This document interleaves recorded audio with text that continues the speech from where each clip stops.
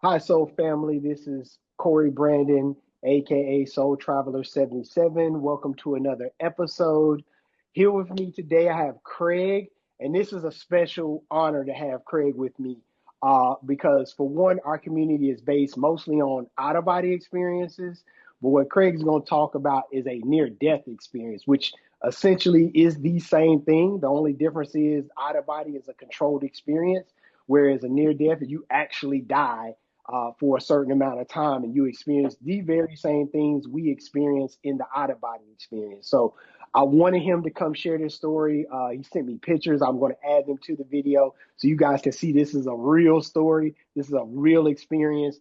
And Creig, thank you for joining us. Thank you for being brave enough to share your story. These are sometimes painful to recollect, but I'm glad you were able to share this with us and that you don't mind sharing that with our community. It's an honor to be invited. It truly is. I through your chat, community chat is how we got introduced. And the truth is, I have no hesitancy to share what happened when I was out of my body. I've actually wanted to share that with a larger audience because not everybody's ready to hear this. You found that out. I found that out. But my experience is a little bit different in that I was actually killed. The front story, just to introduce the OBE before I talk about paradise, okay, was I was a victim in a home invasion, armed. I understand there were seven. I only saw three. We were attacked violently. A friend of mine and I, we were just having a cup of tea in the house one night up in the mountains of Panama. No electricity. This house is under construction. It's not finished. So it's roughed in, but we're living there. And the reason I was there visiting a friend is I was there for a few weeks. Morris was 77, 78, and we didn't know how much longer he had, but he was a good friend. So I thought, hey, I'll come and visit you. We'll spend some time together because we don't know how much more time you got. And we were very close friends. So this is the story now introducing the out of body experience to get to that point. I was in the living room having a cup of tea with a friend, nothing more. Imagine visiting your friends and the house gets invaded. Just imagine that. Right. And the lights went out. The lights went out. Well, we don't have electricity. We had a generator, a big generator outside, and it's loud. It's like standing next to a semi-trailer, tractor trailer, okay? It's loud in the house because the house is not insulated. It's a metal roof. When it rains, you can't hear yourself talk. But we're there. And we thought, well, the lights went out. That's happened before. We thought maybe one of the dogs got behind the generator, disconnected the cable. There's 300-foot cables for lights, refrigerator, and freezer. So I put my slippers on, got my little $2 flashlight, and went outside to plug it back in. I went around the side. It's pitch black. It's very black. I'm standing over the generator, which is as big as a coffee table, shining light behind the generator, which is a concrete wall that's up against, and I see the three cables, and they're not disconnected. One's not disconnected. All three are disconnected. But then I noticed that the three-prong plugs are still in the generator. Somebody had cut them completely clean. So the cables were laying there. The connectors, the three-prong plugs were still in. That's the last thing I remember. That's the last thing I remember. So for one split instant, I was looking at the back of the generator.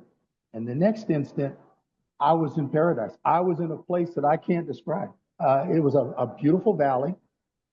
I've always loved nature, hunting and fishing all my life with my family and so on and so forth. I found myself in a rather large meadow with trees on the horizon and some closer to me. It was beautiful. I could see myself, touch myself. I knew instantly that I could not be here unless I was dead. There's no way. So then I start taking in, I'm not thinking about how I died. I didn't know how I died yet. And so I should say this up front too. I was dead for about 15 minutes. I know that because I know at the time I went outside to check the generator. I know that they left an hour and 15 minutes after that and all kinds of things. other things were going on. And I'm real good with time anyway, so that was less than an hour. So I figured I was dead a good 15 minutes, which is a lot when you think about it. At 9 minutes, your brain's supposed to be a vegetable, and you have nothing left. But I was dead for over 10 minutes. That's for sure. Um, what else? I can't describe the colors, but let's start with the unconditional love. I never felt love like I've ever felt. It was so much love where I was, and I like to use the word acceptance. It's like this is home. This is where I'm supposed to be. This is my home, and I'm looking at my body and my arms. I took special notice of the clothes I was wearing because I was wearing my jeans and a t-shirt. Now all of a sudden I'm wearing a robe that's just a little bit higher than my knees, so I could see my legs and my feet. I was barefoot. And you ever remember those style of clothes in Roman times? It wasn't a sleeve, but it went over your shoulder. Yeah, like right here. Yeah. It went over your shoulder, kind of at a point. And it wasn't soft terry cloth. It was much softer than that, but that's the closest word I can use to describe it. These clothes that I had on felt like they were loose, but they felt form fit, but they were just so soft and silky. And then I noticed the design on my chest. I can't describe it. It wasn't an emblem. It wasn't anything that you would imagine in your mind. It was just a design, like an artistic whatever, and it was gold. But the gold wasn't on the cloth. The gold was in the cloth. I can't explain it. It almost radiated. It was just amazing. Now I started looking around me, and I noticed I could feel the grass. The grass felt like just like I was walking on silk, and it was a green that I've never seen before. It was green, but I can't describe that green. I'm thinking, wow, this is like I've never seen a rainbow with colors like this. This is not a valley. This is a rainbow with a valley wrapped around it. That's what I thought. Because the flowers, the trees, there was a tree maybe 30, 40 feet from me, a full tree. I don't know what kind of tree it was, but it branches like a big oak tree, And I was looking at it. The bark was beautiful. The leaves were beautiful. But then, Cordy, I could look to the little bit left of the tree and look for 500 yards beyond that to the foothills. And I could see a lot of trees, like a forest. And I could, if I just zoomed in for a second, I could see the leaves on those trees too. And they were 500 yards away. And then the mountains came down like so. And in the distance, there was not a river, but a creek to my left. I regret not going over and dipping my hand in the water and drinking the water. But I didn't do that. But I was aware that it was there. And it kind of wound around, and in the distance, miles away, I could see a body of water, like maybe it was a lake. But I didn't go there. I was enjoying this moment, and then I started having a conversation, and I really don't know if I'm having a conversation with myself or someone in my soul family. At the time, I'm thinking I'm talking with God. Everything I'm thinking is audible, loud, in the 360. Loud. 360. Yes. Yeah. It's very loud, and I'm just thinking it. And this is happening at lightning fast. And there are some things that I talked about that I was communicating that I wouldn't share here because it's personal. But there's some question that one of the things I remember saying was, if I'm here, that means on earth I'm dead.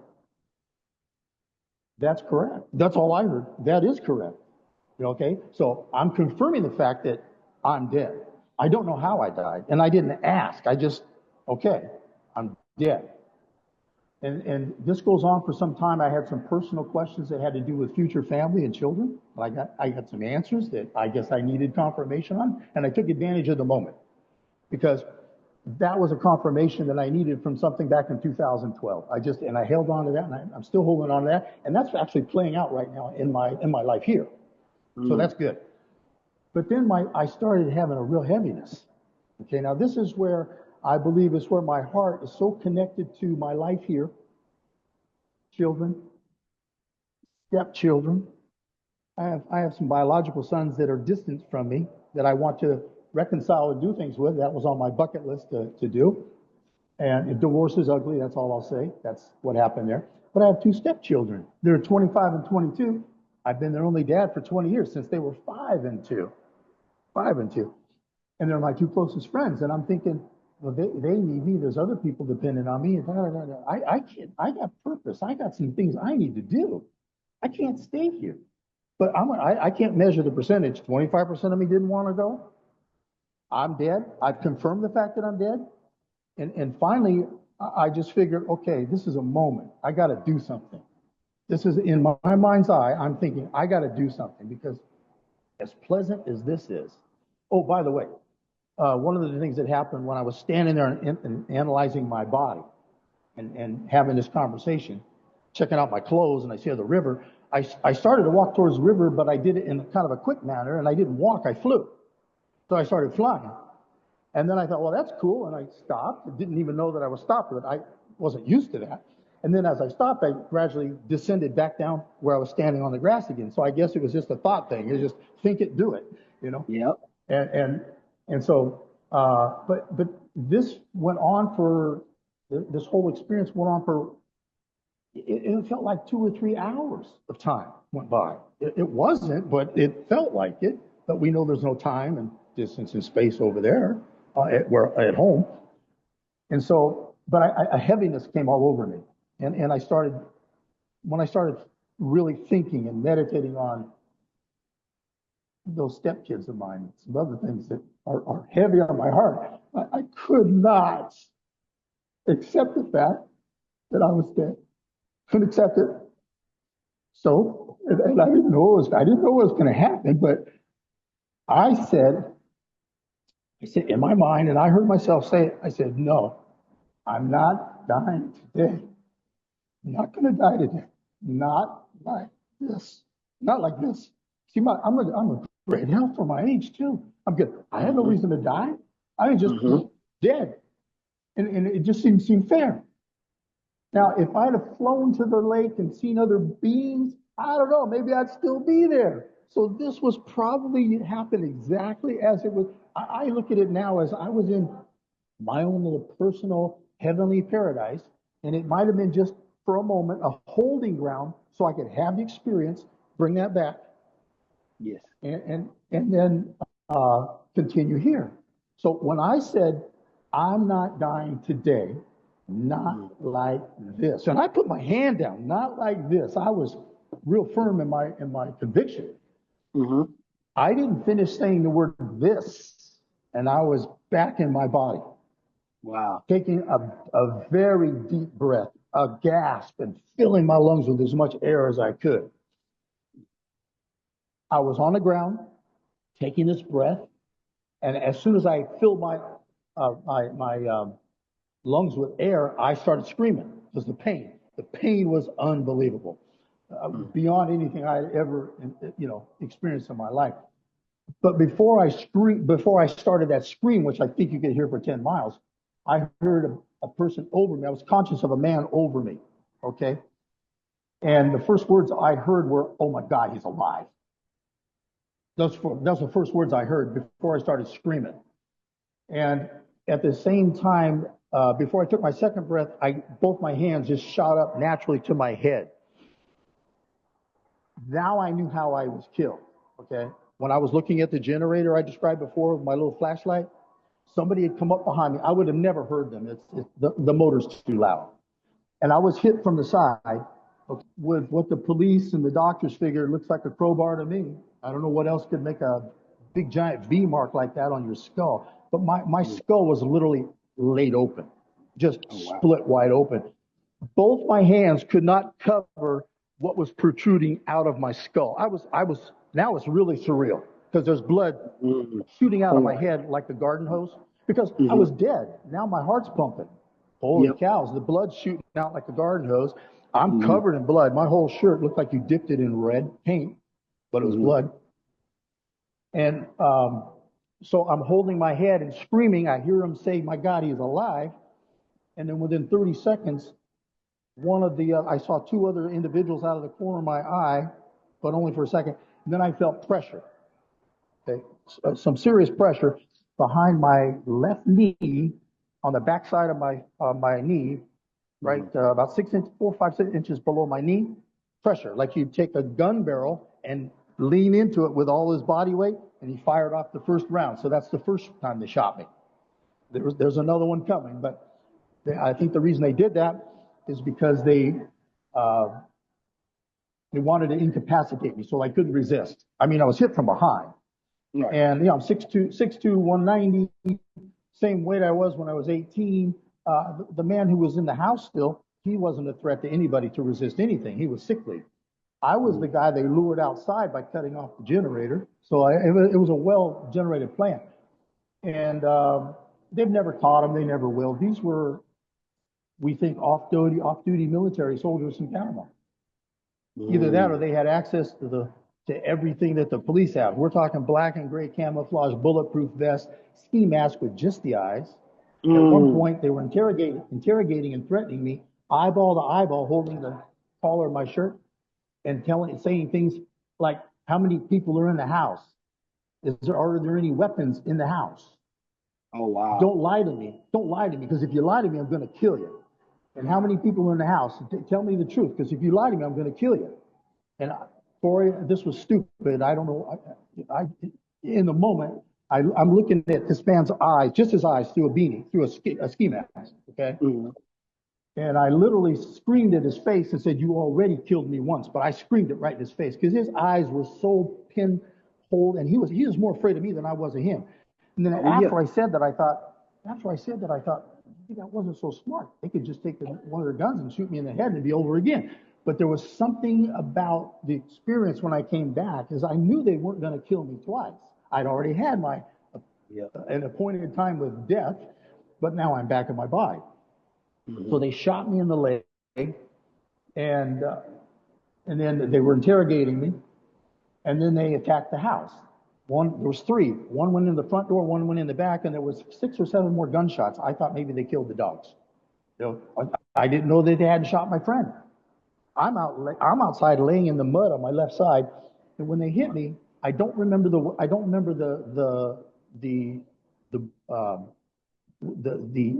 when they first hit me. I don't remember that. There was no pain. I don't remember the hit. I don't remember falling. I don't remember hitting the ground. That's why it was a memory block when I was in heaven. I couldn't remember that because I just didn't experience it. Yeah. But when I came back, it was easy to figure out that they'd hit my head, and that's not what killed me. And then they shot me just to incapacitate me. Then they went in the house, and they just turned the house upside down looking for money. Evidently, they were under the impression that these 2 gringos in Panama were sitting in this house on the mountainside swimming in money. There was no money. They got nothing. They got $50 cash out of my pocket and a telephone card. That's it. Wow. That's it. And then I'm laying there I'm trying to stay awake because I knew enough that I lost a lot of blood. I'm weak. I'm getting woozy. My one eye is completely swollen shut. They didn't hit my eye. They hit me here, but my eye swole shut. And it was like that for 4 or 5 days before I was able to open my eye. It was black, blue, and purple, and they didn't hit my eye. Thank God they didn't hit my eye or my jawbone or my teeth, but it was just on my head. Right. It took 27 stitches, 9 stitches, but triple because the wound was so big. So big. Mm-hmm. And then when they realized there was nothing to get in the house, they were back outside asking me where the money was, interrogating me more. Wow. And I was semi-conscious at that point, but now I've had the head wound. I've been shot once. I've lost a lot of blood. I'm laying in the mud, and it's a real surreal experience to lay in the mud because it rained that day, and to look at the muddy water and realize that it's more red than brown, and that's all my blood that's come out of my body. Yeah. And it wasn't a movie. Well, This is all a movie, but that particular experience was not. Right. And so they came back out, and the 3 of them, they had big flashlights, so it was pretty well lit. I remember before they went in the house, they put the zip lines around my wrist. Mm-hmm. Like the police would use a plastic zip line instead of handcuffs. Mm-hmm. They went to put that around my wrist. I hate being tied down. Oh, I hate that. And what I did is I held my hands apart. They couldn't tell.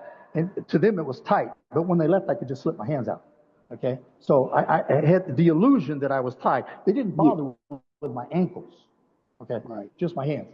Because they shot me in my leg. Okay, so when they came back out and they were interrogating me further, that's when they went through my pockets, got $50. That's it. And one of them was pretty upset at one point, out of the corner of my eye, I felt that same pressure on the back of my leg that I had almost an hour earlier. But this time it was 10 inches lower, just above my ankle, almost in a straight line behind my knee, down to that bone right there. He pressed against that bone with a rifle, leaned into it, and fired off round number 2. Now I've been shot twice, and they did that to destroy the bones and make sure I didn't walk again. And I'm laying there thinking, at one point I had a thought, oh my God, how many surgeries and titanium rods is it going to take before I can walk normal? Because, and let me tell you, I screamed so loud when they shot me. I didn't really, it wasn't painful when the burning stopped. It felt like a welding torch inside my leg. Now, when the doctors at the hospital saw the x-rays, you can put those x-rays up on screen if you like. Not once, but not twice. They fired a round that's less than an inch each time to the bone in my leg. Both times the bullets, each time split in 2 parts and never touched the bone. Oh, wow. Never touched the bone. The doctor was saying, wow, somebody likes you. And I said, no, it's love, sir. It's a lot of love. It wasn't my time to lose a leg. And they couldn't believe it. So when they left, they just casually walked away into the darkness as if another day at the office. And I'm laying there. I was actually, at one point, I was pleading with them, look, don't leave me here to die like this. Call an ambulance. Go do what you ever got to do, but call an ambulance. Send them back to help me and my friend. I don't know if my friend's dead at this point. I haven't been in the house. I'm laying outside on the ground, incapacitated. So they leave, and when I couldn't see him, I took my hands out of the zip line, and it was a struggle, but I hobbled around the house and up the embankment to the porch, thinking I'm going to find dead dogs, a dead friend. There was 6 or 7 bullet, gunshots. And my friend was in the kitchen, laying on the floor, roughed-in concrete floor, zip lines on his wrist and his feet. I got a knife from the counter and dishes and freed him. I didn't know if his neck was broke. I didn't know anything. He couldn't move. And he couldn't see the wounds on this side of my head. He could tell that I'd been hurt, but I didn't say anything. I just wanted to comfort him and say, I'm going for help. I'm going for help. I'll be back. I didn't want to leave him hopeless, So he said, take the truck. So I'll try to make this brief for the rest of this, because I had a kind of another OBE experience in the hospital, right? After that, I had a visitor. I don't want to get to that. I had to walk 100 yards to the truck outside and up a hill, because he always parked that far away, because where we're at, that was the only internet connection you could get. So he would park there, finish the internet, come in the house, and now we're just no internet. So when I got there, it's my left leg where they shot me twice. So I have to shift. I have to drive a manual transmission with my left leg. And I was able to do that.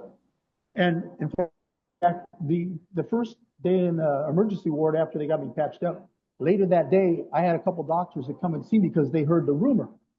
Somebody was talking, kind of hush-hush, because they didn't want everybody knowing there was a crime scene, an invasion, gunshot victim. They didn't want to go into that because they were investigating the crime scene, and they didn't want to start a gossip mill at the hospital. But I had a couple doctors, and one of them came to me and he says, you lost a lot of blood. In fact, when they were putting that cast on me, I said, I just let them do it because I figured it's probably safe.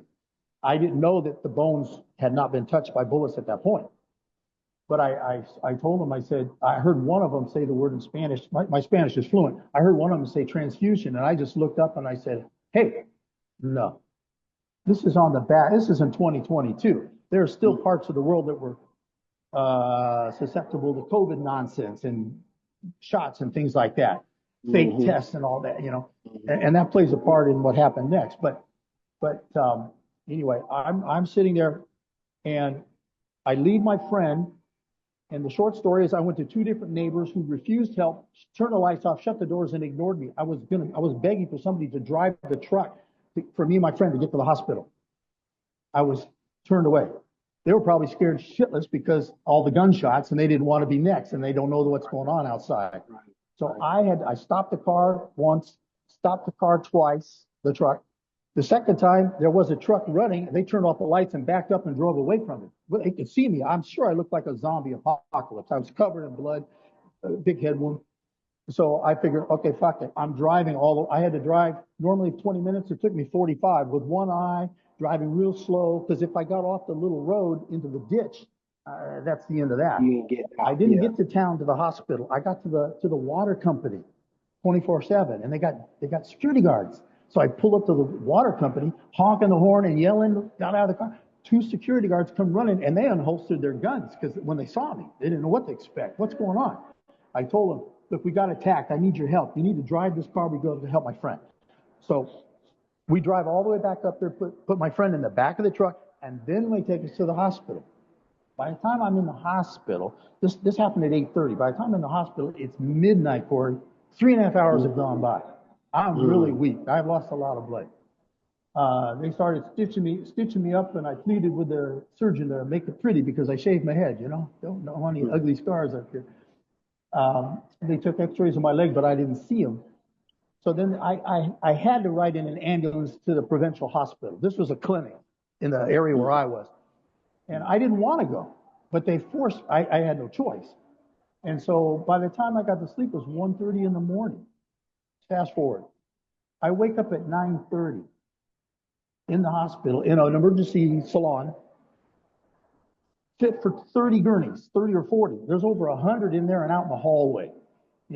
All kinds of stuff going on there.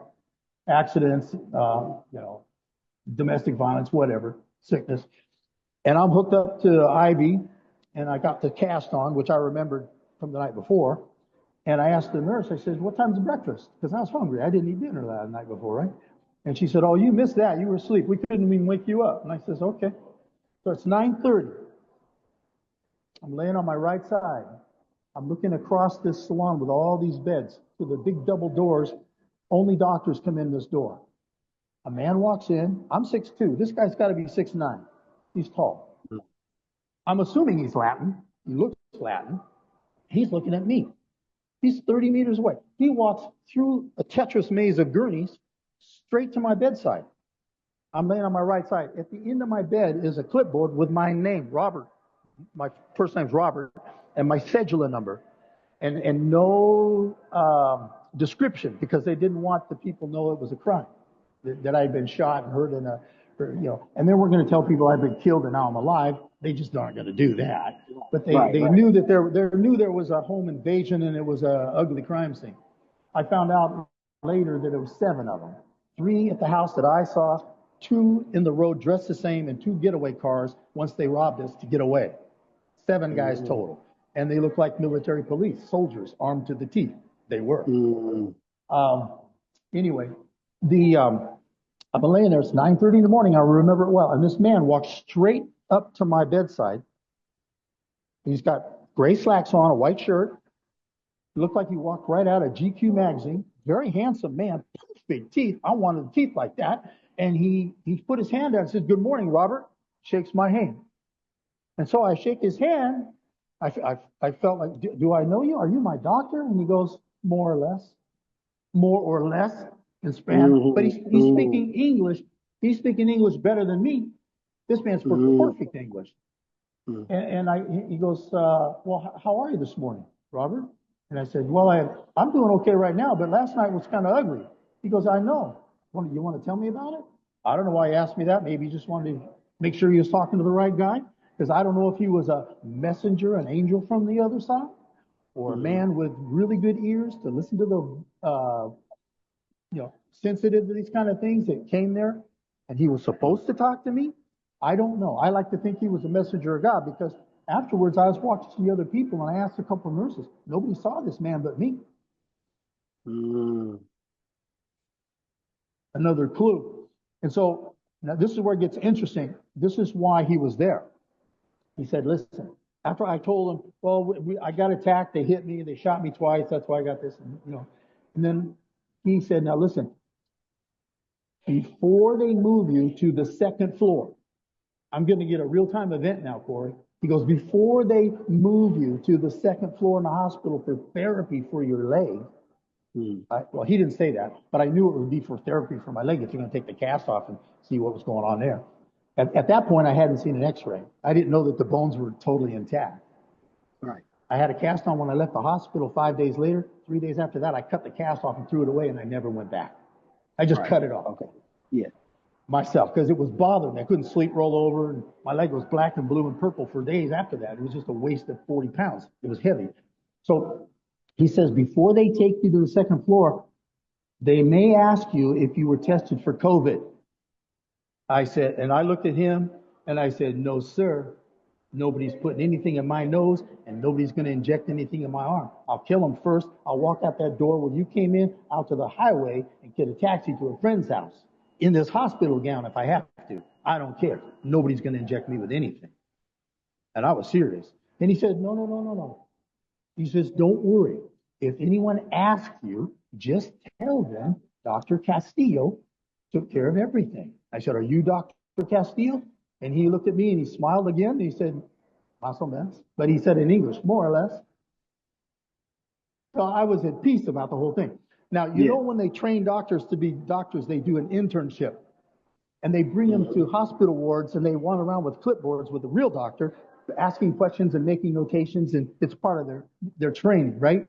Mm-hmm. Well, the next day, a group came by, 5 or 6, doctors, interns, and a lady doctor. And they were going bed to bed to bed. And they got to my bed and they said, oh, this is Robert Morris. And good morning, Robert. And they passed me. That was on a Wednesday. Thursday, the same doctor with another group came by. And she looked at her clipboard, and then she went and looked at my clipboard. There's no information except waiting for therapy on the second floor. But in her notes, she said, this is Robert Morris. He's waiting for a room on the second floor when a room comes available for therapy. And, oh, yeah, he's been tested for COVID. Everything's fine. He's negative. Wow. I never had a test. No. Wow. So I'm in my mind, I'm thinking, well, Dr. Castillo, my visitor the first morning, he did what he said he was going to do, and everything was taken care of. Right. So this was like an addendum to being in paradise and experience my own little personal heaven. Right.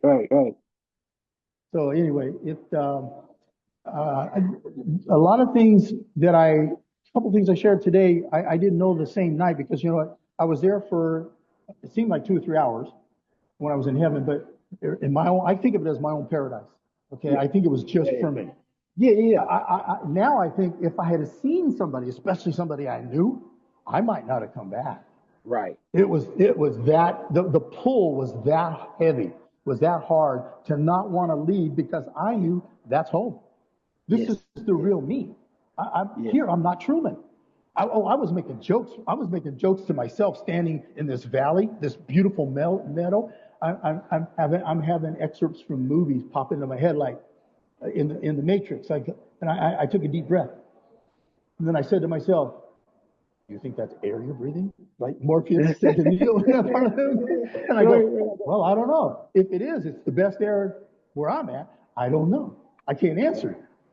Right. But it was an experience that the first one where I was in the car changed my life. This one, I was already in that mindset that I knew I was infinite. I knew I was going home. I didn't know when. You don't want to die prematurely, and I certainly didn't expect to be murdered and end up in in heaven from a massive head wound and then get shot twice. Yeah. The other thing they did just before those 3 guys left, after they shot me the second time, another one, he wanted to be part of the game, I guess, to them, just inflict pain. He took his rifle, and I saw it coming, but I didn't move. I couldn't. He took his rifle and reversed it, and he hit me as hard as he possibly could right here, behind the head. That was 9 more stitches. Wow. From a big gate. I felt the pressure of the gun, the rifle butt hitting my head and jolted my head. But it was not painful because my whole body was in shock by then. I was just traumatized, trying to stay alive. And after I started watching the OBE testimonies, Darius and you and Andre, and I've watched all the videos that you guys have done podcasts at least twice, sometimes 3. And I started thinking, well, the doctors, they said you were on pure adrenaline. You can't do that. You were driving and you were doing this and that and the other thing. And I said, well, this one doctor that afternoon that came, I teased him a little bit. I said, well, what could possibly be stronger than the human will to live? right, doctor? And he goes, yeah, that's right. That's right. And then I did this. I said, no, doctor, that's not it. The human will to live is strong, but there's no comparison to your soul's will to love. That's right. And he That's thought right. about that. It set him back for a minute, you know, and he had to think about that. Why would I say something like that? Well, he doesn't know where I was the night before. I Yeah, couldn't tell him exactly. that. But I Exactly. was planting seed, planting seed. There's more than what we're looking at. And so the I got downloads for weeks after that, thinking about it, replaying it. One friend of mine, very close friend of mine in Los Angeles, we would talk often, and when I shared the details of everything with him, he goes, "Be careful how you share all this with people, Creig, because PTSD is real. You're going to set yourself up for, some mental anguish and so forth." And I go, "I don't think so. I don't think so Right. because Right. I've never experienced PTSD as a result of this brutal attack. Right. Uh, but I have had the thought in the last 90 days, what would possess me to want to go through something like this just to remember, you Yeah. know? But evidently I did, and Mhm. I'm sure that I know all the players. I'm sure of it now. Yeah. So that's pretty much the whole story at that point. The details of how I got back up the mountain and we saved my friend and got back down the hill, and it was bloody and messy and Mhm. ugly, but Yeah. these guys were way beyond mean spirited. They had intended to rob us, and they didn't care if they killed us. If it Right. would have been part of their job that night. Right. Uh, but when I first came back, I will never forget that first breath and all the pain that I was feeling as I took that first breath. Yeah. Because just seconds before I was in paradise, and I Yeah. had a thought after a couple breaths. I thought, wow, why would I leave where I was to come back to this? Right. But it's too late now. I made that choice. I'm I'm not back dying now. today. Right. I'm Right. I'm not like this. Right. Right. Right. Well, So a quick question I have for you. Your yeah. opinion is valid to me. Did I know ahead of time, I guess, that I was going to choose to not die that day? I mean, I was dead. Well, okay. I don't look at this. I can't think of this as a near death experience. They killed me. Yeah. Yeah. Well, it wasn't totally dead because it's totally dead. You can't come back. There ain't no coming back. So there's still some tether there that is still you're still attached some way. Because once you dead, you off to your life review and you ain't coming back. The fact that you didn't even get to experience that Oh my! means, I don't but think my heart was beating for those 15 minutes and that's because what I'm saying. In a near death experience, that's what happens. Like you die, okay. you So there's just still are. some Yeah, connection. it's just some connection there that allows you to come back. Because in every near death experience I've ever, now again, I'm only speaking from what I've heard from other near. I've watched 40 near Okay. death experiences.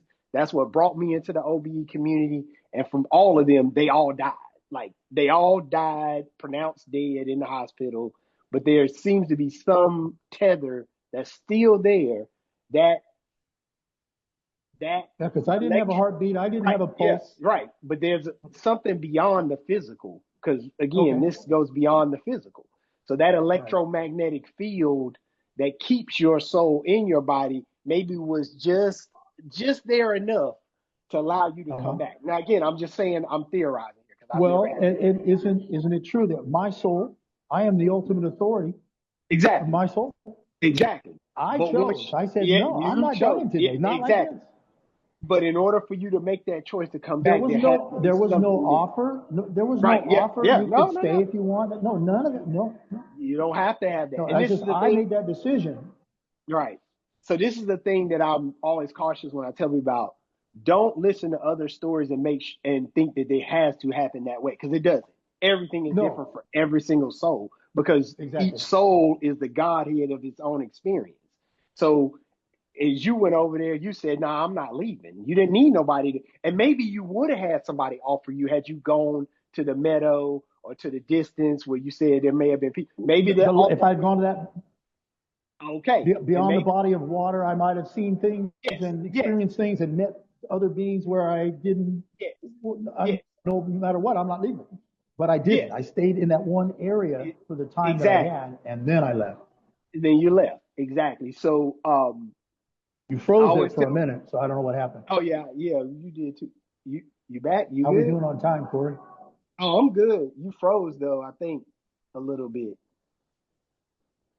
Can you hear me? Okay, there we go. You back? Can you You hear me? froze for a second. All right. Can you hear me now?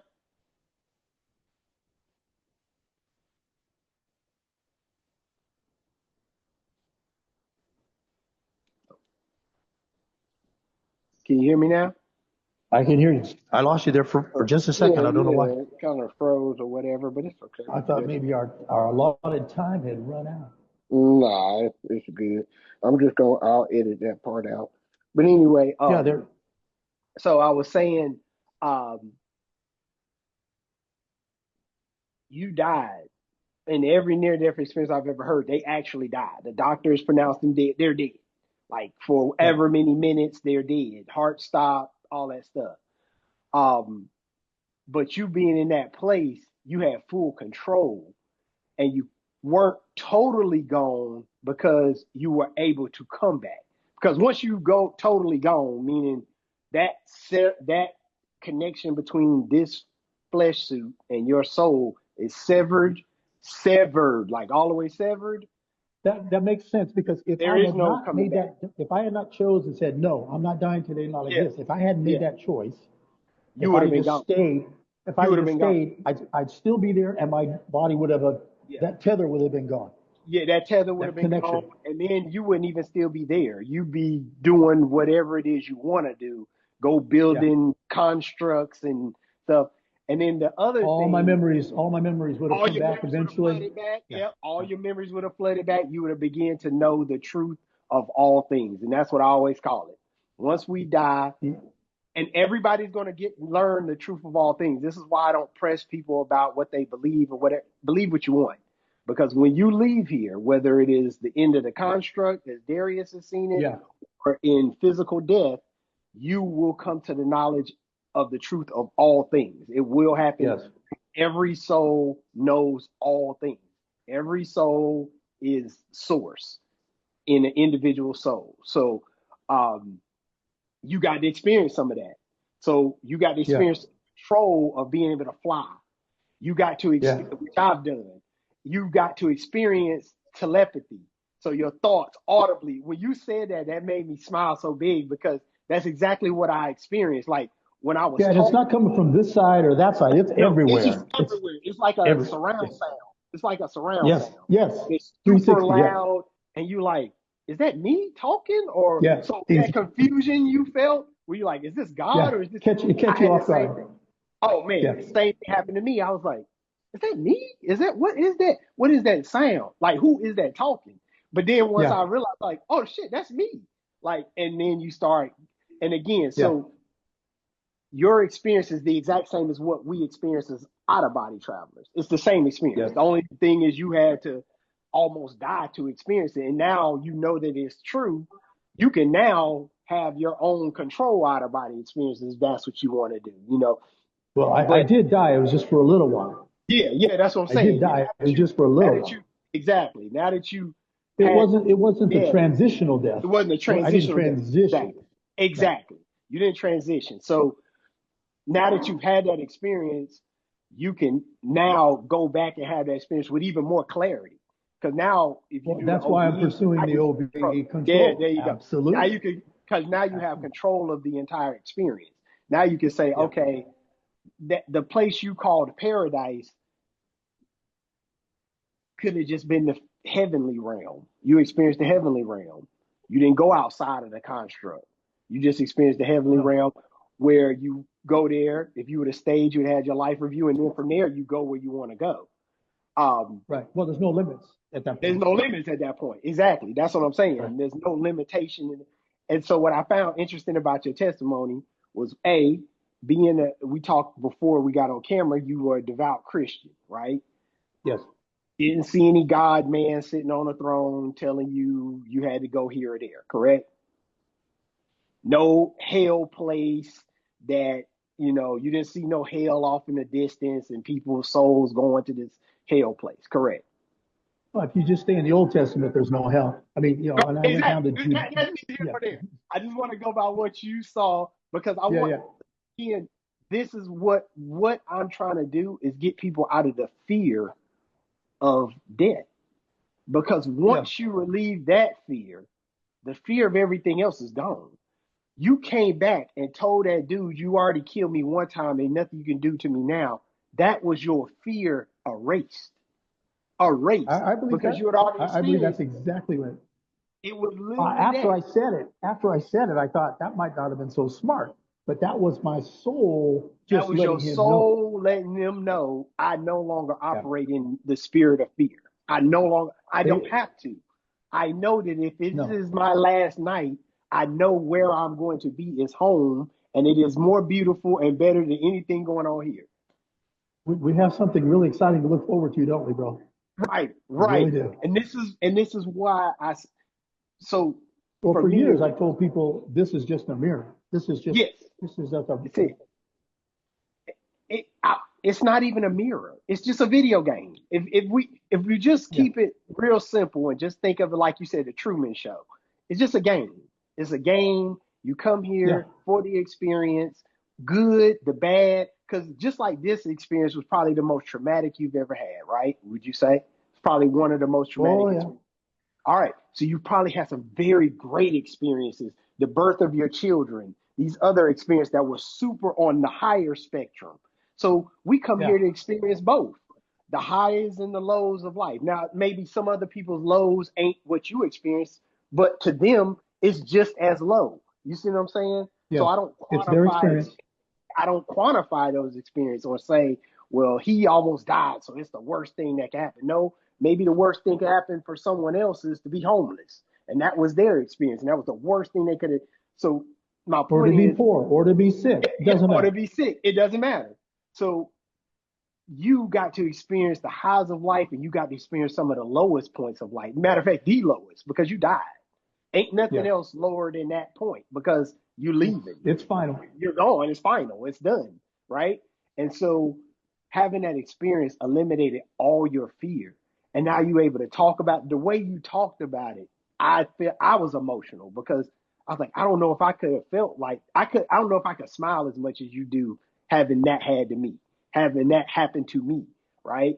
And so, I'm proud of the fact I'm proud of what you gained from that experience more than anything else. And that now you live with no fear. And now you're pursuing the out of body experience. And once you start having these control experiences, now you know I can go over there anytime I want, and I ain't gotta die to do it. Like I can just go over there, I've been experience. I've been so Yeah, close for it. Maybe we'll talk yeah, again offline. I've been so close. Oh, yeah, just yeah, to the yeah, point where I've looked and seen portals and people on the other side in a big city looking yeah. at me and motioning.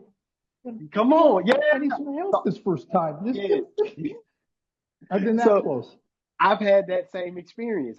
I've been to the heavenly realm and watched a portal open up where the buildings are for the soul records. And I'm sitting there watching people walk Uh-huh. around. And then right as I'm trying to stick my head into it, it closed up. I'm like, shoot, I was right there. I remember So that. I remember yeah, that. so these experiences, more than anything else, they let us know that this isn't life. This is an experience. Life is when we leave here. And if Yeah, you can life is there. Life is Life there. is there. Life is there. Love is there. True love. The love we want to experience True. here, that's where it is. And the This only way this love here is, listen, this love here and this earth, Mhm, you could mhm. say is, even if it was the most love you've ever experienced, it's still measured. It's not unconditional. It's not It's unlimited. exactly, You exactly. know what I felt? The word that I would use to say how I felt for all that love just all over me when I was in paradise was Mhm. acceptance. Acceptance. This is home. This Yeah, is home. yeah. This is where I'm supposed to be. But then you got that pull to family in your life here. Yes, And yes, yes, that's what yes. got me thinking. And I Eh, thought, I don't even, yeah, my God, I don't even know how I died to get here. right. Had I So, known what I was going to go back into, I don't know. Maybe I wouldn't have right. come back. And maybe you shouldn't have known because you wouldn't have came back because you have a work to do here.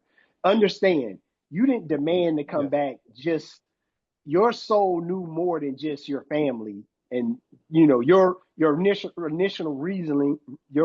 reasoning was for your family, but your soul knew more than that. Yes. Your soul knows that you Yes. have a purpose, and even if it's just to Yes. tell this story and The tell first people this time, story. the first time I heard Darius say the great work Hmm. and explain what that was, waking up people to the other side, because when you wake up to the other side, you wake up to everything. The Yep. first time I heard him say that, I went to his website and I read the mission statement, the details of that. And I'm Hmm. going, well, I've been doing the great work right already. I've been telling people, you think this is it? No, this is the Truman Show. You Yep. know, I'm That's Truman. it. Who are you? Yep. You know, That's all this we're is a here to do. game. Yep. We just here to help wake people up to listen. I tell people this story 100 times. I'll tell it 100 more times. That's literally the only reason I haven't self-selected to go home. That's the only reason. Because I had a conversation with Darius and he told me about you will suffer more if you leave here not having He's completed right. the great work. And He's so right. And that's I felt that suffering. I felt that suffering in my heart. I mean, all your emotions, you've got them all mhm. when you're on the You other got them side. all. You Yes, remember yes, everything. You yes, know, everything you're thinking, experiencing, everything. It's all right yes. there. Yep. Nothing changed. It's just like being here.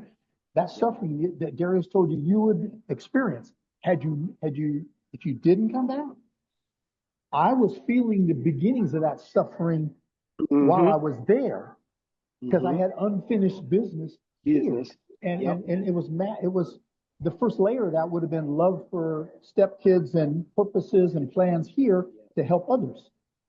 So That let was me the tell first part. you. So But the that's second part is that great work.